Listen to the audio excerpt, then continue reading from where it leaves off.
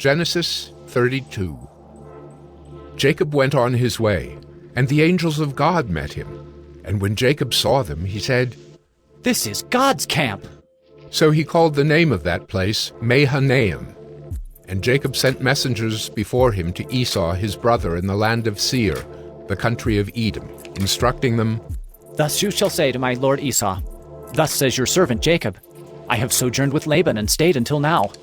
I have oxen, donkeys, flocks, male servants and female servants. I have sent to tell my lord, in order that I may find favor in your sight." And the messengers returned to Jacob, saying, "We came to your brother Esau, and he is coming to meet you, and there are 400 men with him." Then Jacob was greatly afraid and distressed. He divided the people who were with him and the flocks and herds and camels into 2 camps, thinking, "If Esau comes to the one camp and attacks it, then the camp that is left will escape." And Jacob said, "O God of my father Abraham, and God of my father Isaac, O Lord, who said to me, Return to your country and to your kindred, that I may do you good. I am not worthy of the least of all the deeds of steadfast love, and all the faithfulness that you have shown to your servant. For with only my staff I crossed this Jordan, and now I have become 2 camps.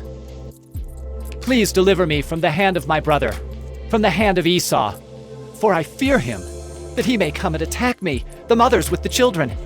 But you said, I will surely do you good, and make your offspring as the sand of the sea, which cannot be numbered for multitude."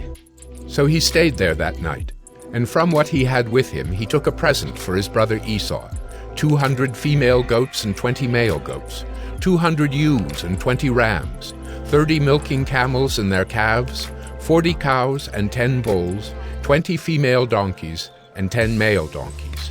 These he handed over to his servants, every drove by itself, and said to his servants, "Pass on ahead of me, and put a space between drove and drove." He instructed the first, "When Esau my brother meets you and asks you, To whom do you belong? Where are you going? And whose are these ahead of you? Then you shall say, They belong to your servant Jacob. They are a present sent to my lord Esau. And moreover, he is behind us." He likewise instructed the second and the third and all who followed the droves. "You shall say the same thing to Esau when you find him, and you shall say, Moreover, your servant Jacob is behind us." For he thought, "I may appease him with the present that goes ahead of me, and afterward I shall see his face. Perhaps he will accept me." So the present passed on ahead of him, and he himself stayed that night in the camp. The same night he arose and took his 2 wives, his 2 female servants, and his 11 children, and crossed the ford of the Jabbok. He took them and sent them across the stream and everything else that he had, and Jacob was left alone. And a man wrestled with him until the breaking of the day. When the man saw that he did not prevail against Jacob, he touched his hip socket, and Jacob's hip was put out of joint as he wrestled with him. Then he said, "Let me go, for the day has broken." But Jacob said, "I will not let you go unless you bless me." and he said to him, "What is your name?" and he said, "Jacob." Then he said, "Your name shall no longer be called Jacob, but Israel, for you have striven with God and with men, and have prevailed." Then Jacob asked him, "Please, tell me your name." but he said, "Why is it that you ask my name?" and there he blessed him. So Jacob called the name of the place Penuel, saying, For I have seen God face to face, and yet my life has been delivered.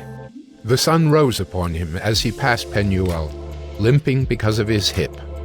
Therefore to this day the people of Israel do not eat the sinew of the thigh that is on the hip socket, because he touched the socket of Jacob's hip on the sinew of the thigh.